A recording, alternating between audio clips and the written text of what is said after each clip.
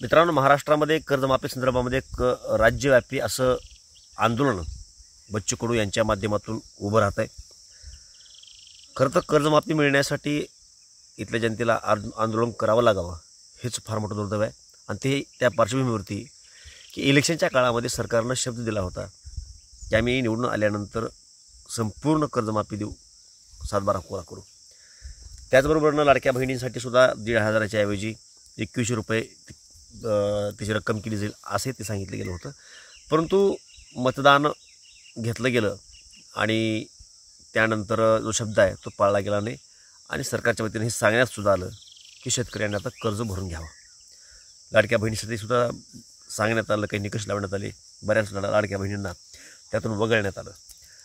खरं तर कर्जमाफी संदर्भामध्ये जर आपल्याला शब्द पाळणं शक्य नसेल तर शब्द का द्यायचा हा फार मोठा विषय। परंतु इतके लबाड लोक ह्या सरकारमध्ये बसलेले आहेत की आपण एक शब्द दिल्याच्यानंतर आपल्या जाहीरनाम्यामध्ये काही गोष्टी नमूद केल्याच्यानंतर जो शब्द आपल्याला पाळायचा नाही तो शब्द द्यायचा कशासाठी।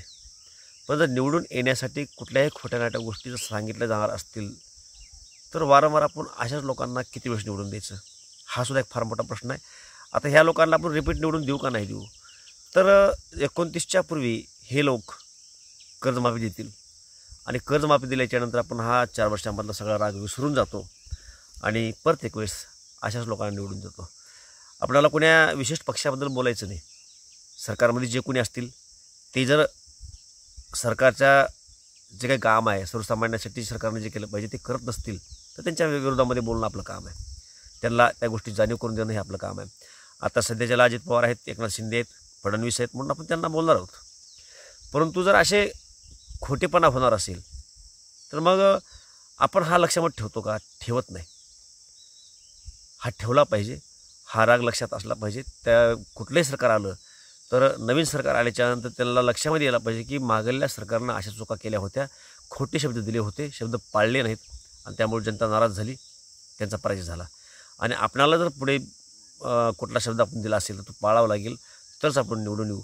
अशा पद्धतीची एक पायंडा किंवा अशा एक पद्धतीची धारणा त्या लोकांची व्हायला पाहिजे, तरच तुम्हाला कुठला शब्द दिला असेल तर तो पाळला जाईल। परंतु इलेक्शनच्या पिरियडमध्ये असं काही खुश केलं जातं, जसं मी आत्ता सांगितल्याप्रमाणे इलेक्शनच्या पुढे कर्जमाफी दिली जाईल आणि मग आपण सगळे सोडून जाऊ। परंतु सगळ्यात मोठा प्रश्न असा आहे की तोपर्यंत जे अनेक शेतकरी आत्महत्या करून मरतील, अनेक शेतकरी भूमिहीन होतील, त्यांचं काय? त्यांच्या कुटुंबाला आधार कोण असणार आहे? आज 1-2 एकरवाले जे शेतकरी आहेत कर्जमाफी दिल्यामुळे ती वाचतील, त्यांची जमिनी वाचतील, त्या वाचणार नाहीत। त्या जमिनी आणखीन कोणी पैशावाले लोक घेतील आणि त्यामुळं अशा लोकांचे जे नुकसान होणार आहे ते भरून निघणार आहे ना।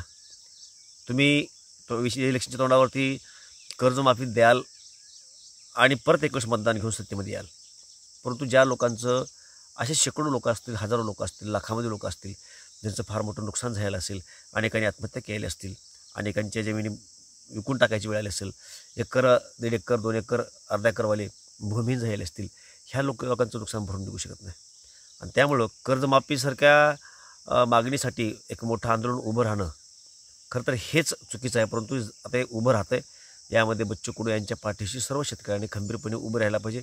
बच्चू कडू यांच्यासोबत जे कोणी लोक असतील त्यांच्यासोबत आपण सर्व शेतकऱ्यांनी त्या भागामध्ये ज्यावेळेस हा मोर्चा येईल लाखोच्या संख्येनं उभा राहणं गरजेचं आहे, सहभागी होणं गरजेचं आहे आणि सरकारला निषेध नोंदवणं गरजेचं आहे।